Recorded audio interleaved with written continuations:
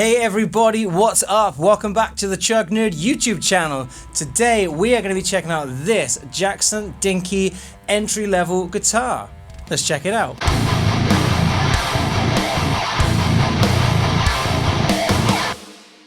Alright, welcome back everybody. Welcome to the Chug Nerd YouTube channel. My name is DJ. I'm a guitarist in the southwest of the UK. I've been playing guitar for around about 20 years or so now, and being on YouTube is something that I've always wanted to do. Having my own channel where I can nerd out about gear, guitars, amps and all the rest of it, something I've always wanted to do.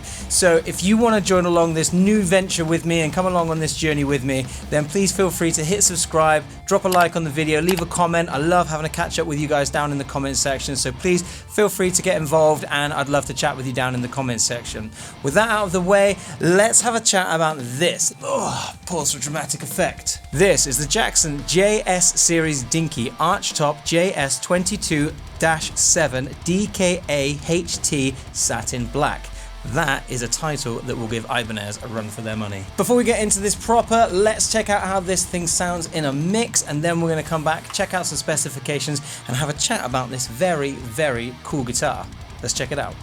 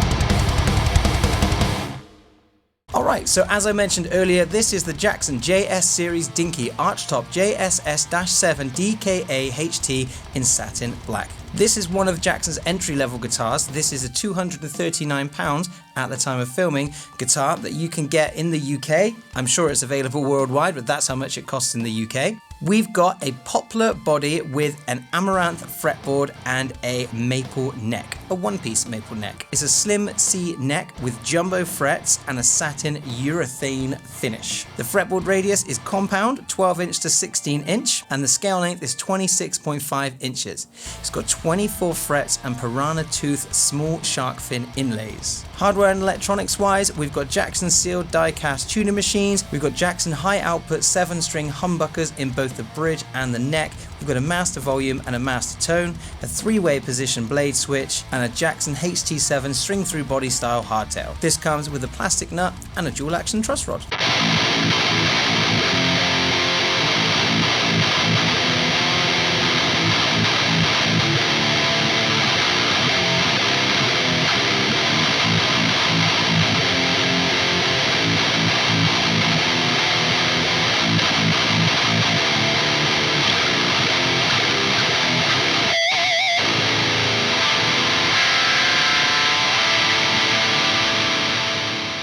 So before we go any further, two things. Thing number one, this is not a sponsored video of any kind. My channel is not that big yet, but one day, maybe, with your support, we can get there.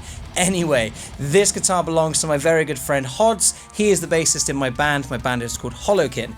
So he's lent me this guitar to check out. He is a guitarist. He generally plays 6-string guitars, but he was bought this by his partner to get him involved in the world of 7-string guitars. And we're going to come back to why that was such a brilliant idea a little bit later on in the video. Second thing is to chat about the signal chain for all the tones that you're going to be hearing today.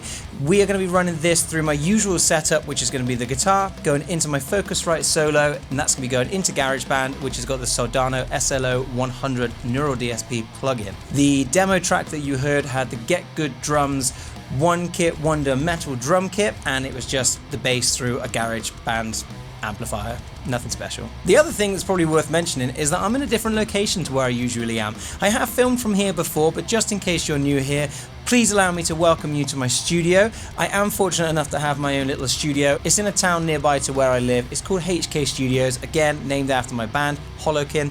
You should definitely check us out. We're on all the streaming platforms and everything else. I'll put some links down below. Anyway, this is my studio. I'm going to give you a tour of it one day, but just for today, I'm in the large studio room and we're going to bring this video to you from here as well as from my home office where I do a lot of my recording and demos.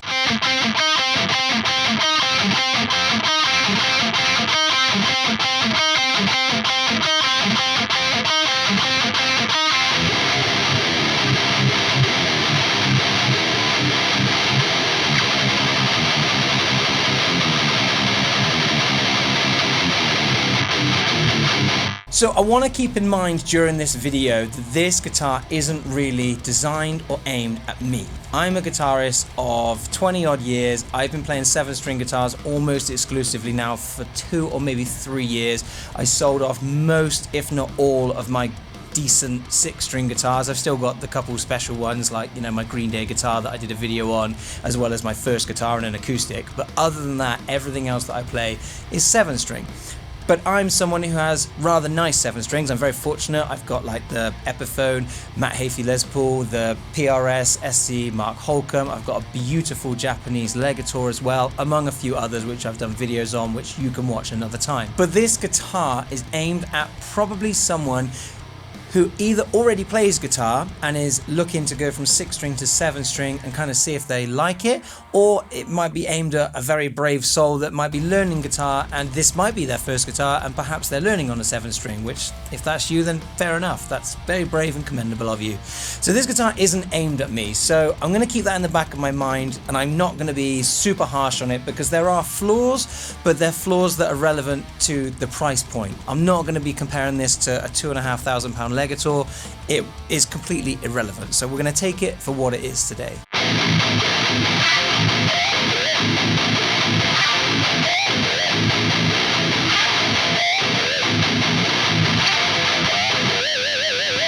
With that being said, this is excellent. It's a really good guitar. The bones of it are fantastic. I've had it for about a week now on loan from Hodds and I've played it a bit. It came to me in not a great shape. Sorry, Hodds. He knows it didn't, but he's had it for about a year, but he hasn't played it very much. So it actually came to me with the original strings on, the driest fretboard you've ever seen. The intonation was all over the place. So the first thing I had to do was give it a really good setup, a really good clean, and kind of really get into it, which I love doing.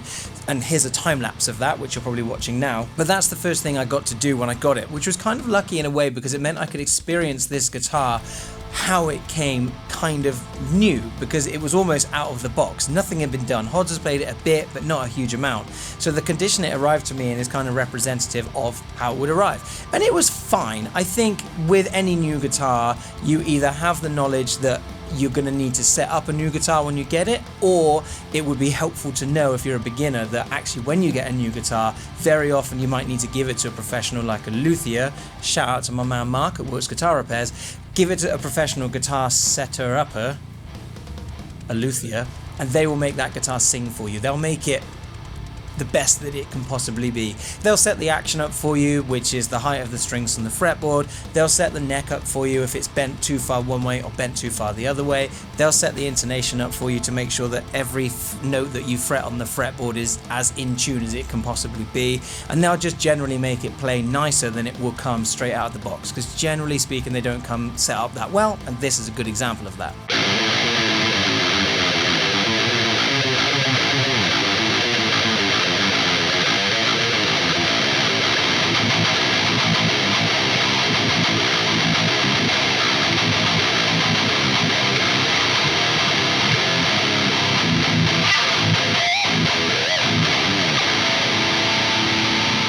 So this guitar is £230, give or take.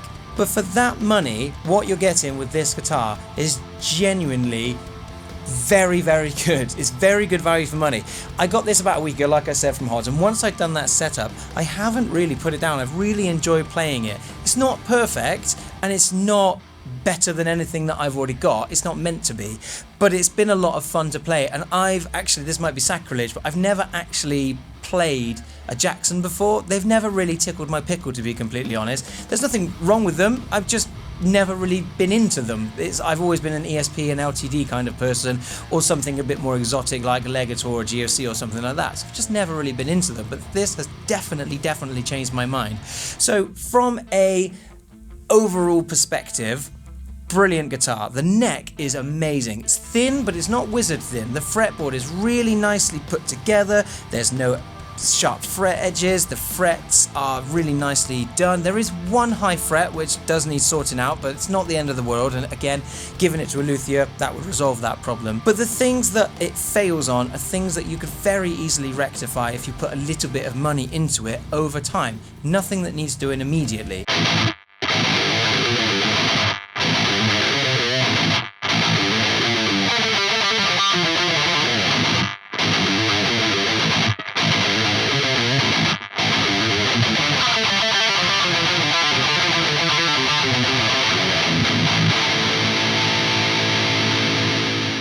The first negative, which again we're going to take with a grain of salt because it isn't designed to be the best guitar that you're never going to need to upgrade. The pickups, they're not very good, but they're fine. They're okay. They are quite low output, even though they're spec'd as being high output. They're quite low output. They aren't particularly colourful or articulate. Got that word in the video again. They're not just particularly fun. They're not that, you know, nice. They're a bit, but they're upgradable. So if you were mainly playing metal, which let's be honest, that's what this guitar is designed generally for. If you put something like a Seymour Duncan Black Winter or an EMG or a Fishman, or if you put like a Invader or something like that in this bridge, it would be so much better. The output and the sound of this guitar would just increase tenfold immediately. I'm absolutely sure of it.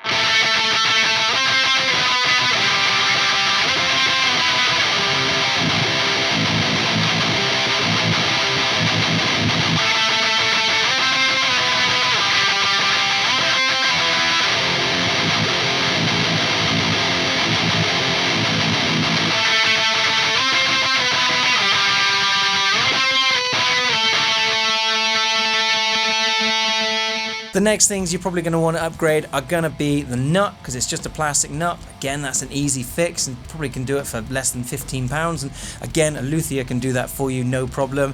I would also probably change the tuning pegs, but I'd probably do that last because they're fine. They're just a bit flimsy and they feel a bit cheap. But again, perfectly usable. There's nothing wrong with them. They're just not as good as others. If you put some Go-To lock-in tuners on here, they'd be fantastic. If you put some other brands' nice tuners on here, they'd be great. You know, some Fender ones or even some nice ones that you can find on Amazon. They're probably going to be better than these because these aren't great, but they're okay.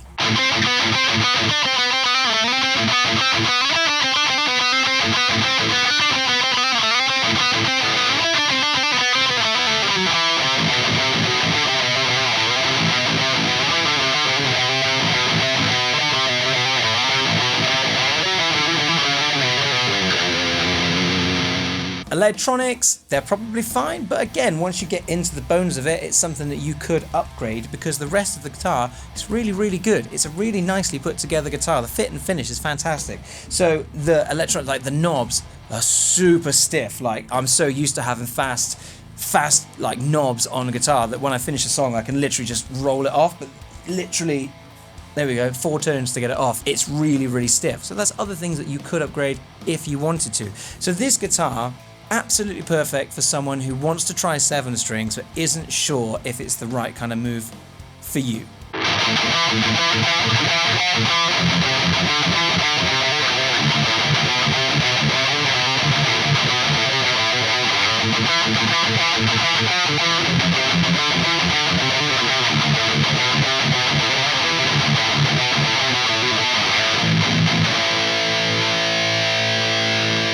A A couple other things that I really like about this guitar are the kind of attention to detail with the shape of it. It's really ergonomic. So it's got your belly cut, it's got a little bit of a carved top, nothing crazy because it's a budget guitar, but like on the back, you probably won't see from there, but maybe you'll see in the B-roll, the bolt-on neck joint here, they could have just left it as a big chunky bolt-on joint, but it's small, but it's still there. It's chamfered ever so slightly in, so you just get a tiny bit of relief up at the upper fret access. It's not the best upper fret access, but again, it's a budget kind of entry-level guitar. But it's just nice that they've done something just to make it a little bit more comfortable. You know, there's little cutaways in the horns as well, which again just help make it a nicer playing experience.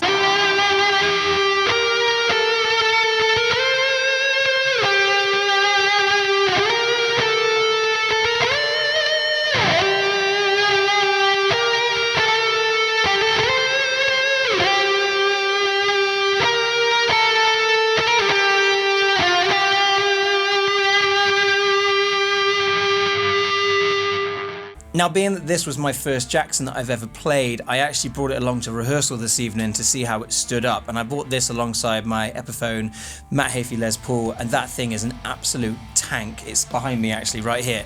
Amazing guitar, it's one of my favourites. I gig with it all the time. It's been in the studio with me loads and loads. It is a tank of a guitar. It's probably got some of my favourite tones locked inside its body, and so I thought I'm going to bring that and I'm going to bring this, and although it's completely unfair to compare the two, I just thought it'd be interesting to play this, see how it stands up against what I would normally play.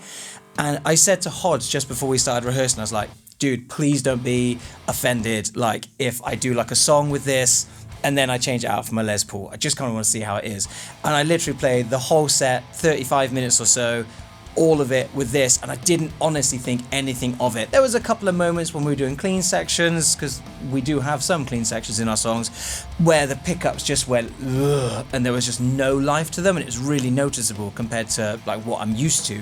But when we were doing the heavy chuggy chuggies, which is 95% of what we do, it really cut through the mix really nicely.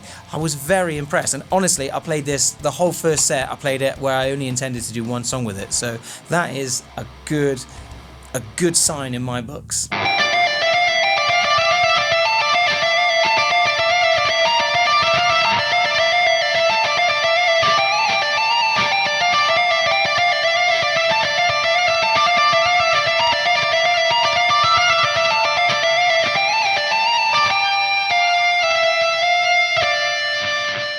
Anyway, I think that's everything I need to say about this guitar. I could ramble on about it and any guitar for hours on end, but you don't need that, I don't need that, and I want to go home. So, let's leave it there. Let me know what you think in the comments down below. If you've played one of these before, let me know. What did you think of the pickups? Have you got one of these? If you do, did you upgrade the pickups? Have you done any of the things that I think would make this even better than it already is? Let me know down in the comments section. I love to mix it up with you guys down there and have a conversation, so hopefully we'll chat down there.